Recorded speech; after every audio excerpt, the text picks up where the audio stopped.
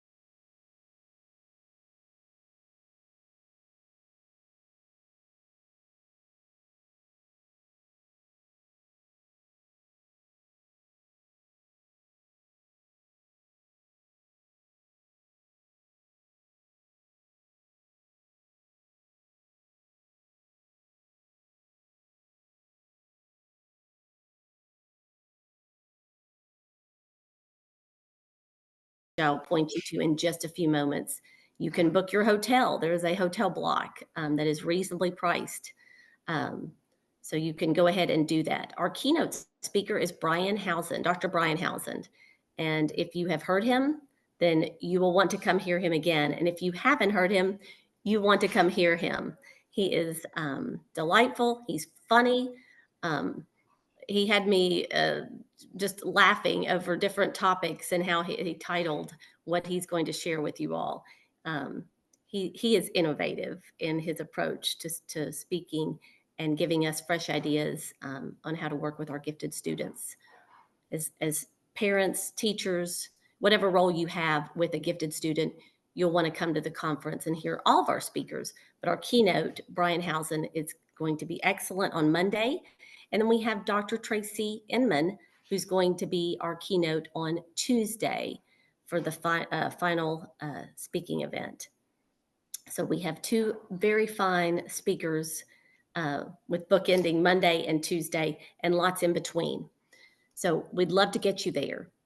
If you are interested in presenting on a topic, you've done some research, or you have a special area of expertise, we have a call for proposal. It is also open on our website, and it is open until September 30th.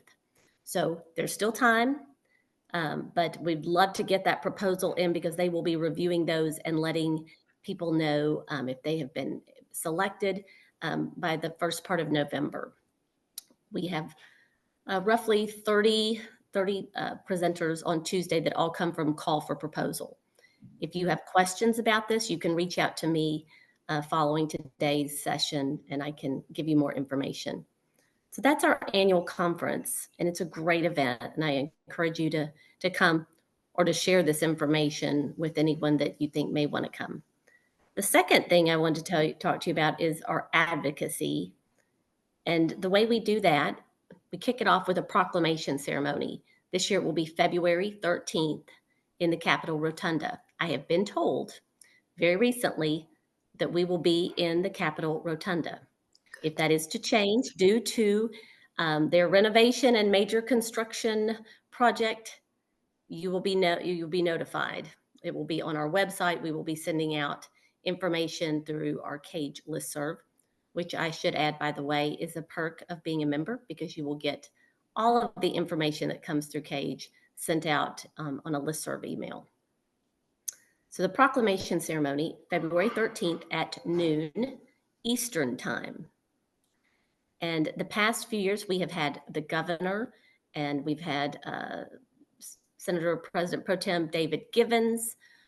We've had Kentucky Department of Education representatives there speaking and celebrating gifted education with us. And that is fantastic. But the really cool part is the room is filled with students.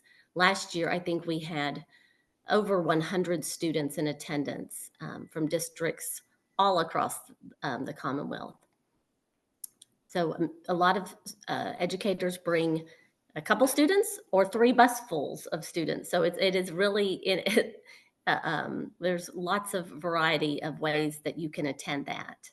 If you have a small group of students that you think, I want them to be there, take a small group. If you have a whole class full of 5th graders that would benefit from being there, bring the whole class full. We will have registration for that on our website. If you want to take a group of students, that will be in November for you to sign up to bring, if you're bringing students. We do need to know who's coming and how many you're bringing.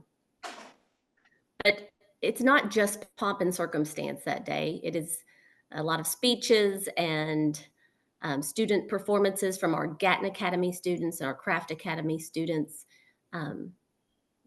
But there's something that happens in that room because it's unifying, and the students get to witness it, which is tremendous. But we have a room full of people who are invested in our students come together and are unified by wanting the best for our students. And so this is a great springboard event to really help us promote our goal of attention and funding for gifted education. And that is the final piece I'll talk about with CAGE is it's deeper than just the proclamation ceremony. It's true advocacy. We are an advocacy driven organization that wants to make sure all of our elected officials value the importance of gifted education.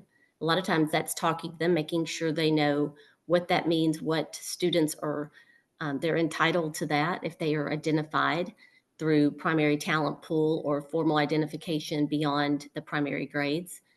Um, and that we need adequate funding to be able to deliver these services. And it's vital that we have our members sharing that message, not just the CAGE executive director and the CAGE board. So, and we can help you share that message by making sure you're getting in touch with your elected officials. So that is pretty much CAGE in a nutshell. Our website is cagegifted.org, and all of the information I mentioned is on that site. Um, my name is Allison Mefford. My email is attached to that. You can reach out to me with any specific questions you may have. And I'm going to turn it back over to Julia. Well, let me ask you a question or two before you do that, Allison. The CAGE conference sounds wonderful. Uh, who are the people, who are the different educators who need to know about the conference? We've got people on this event this morning who could share information with others in their schools and districts. Of course, great question. This is, of course, if you are a gifted coordinator, of course, this is for you. If you teach in primary or secondary and elementary school, and you are doing pull-out programs or differentiation with students, this is for you. If you have a superintendent that is fully behind gifted and needs um, encouragement to keep being supportive of gifted, that is for this person. If you have a superintendent or a principal or anyone in administration who is not as informed on gifted education, then yes, please invite them. It is for our classroom teachers. It is also for our administrators, so we can all be on the same page. It's for parents.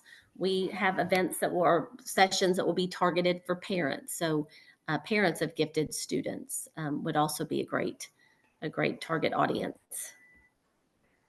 That sounds to me like there would be lots of different role groups who would benefit greatly from those 2 days at the CAGE conference. Is that right, Allison? That is right. Yes,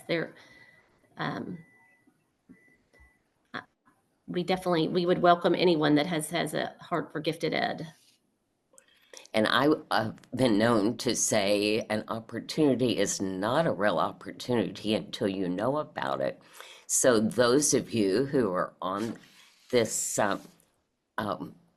gifted education update, make sure you're letting others in your schools and districts know.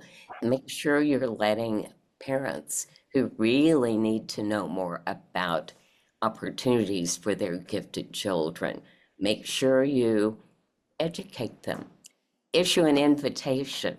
Make sure that they know that the date is coming up in February, and if they're there, they have so much they can learn and contribute. Everyone who comes is also a contributor. It is a wonderful way to make new friends who are also interested in what happens with gifted children. Thank you so much, Allison. Anything else you want to add?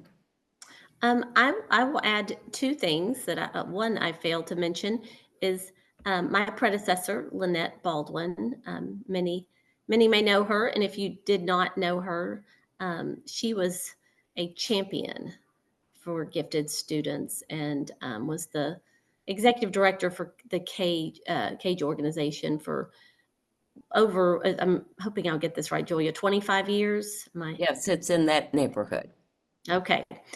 There is a Lynette Baldwin Memorial Fund, and this fund is in her memory, and it is specifically funding for a scholarship for someone to attend our conference or attend a CAGE event.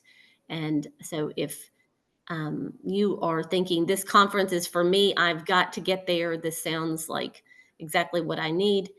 And if your district, if you're an educator in your district does not have the funds to send you, I would definitely encourage you to apply for the Lynette Baldwin Memorial Fund. That is also on our website.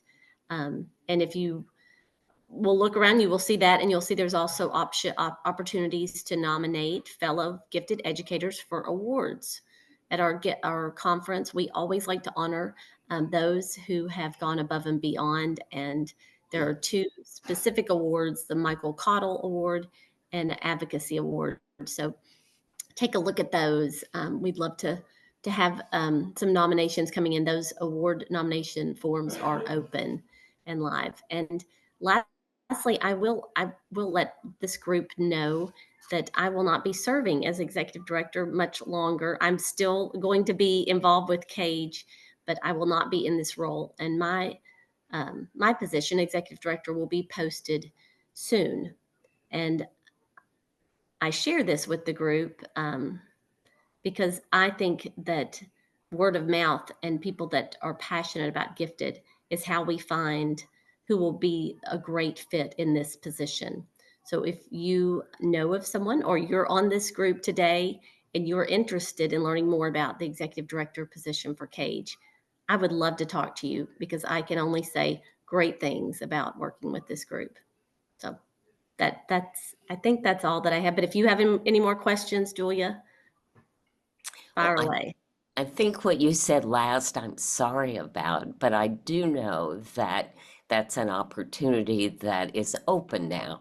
So let's share it broadly and see who has it in their heart and in their time to apply to be the executive director of the Kentucky Association for Gifted Education. Thank you, Allison, for many things, for what you've said and for the years you've been working with CAGE. Thank you. So I've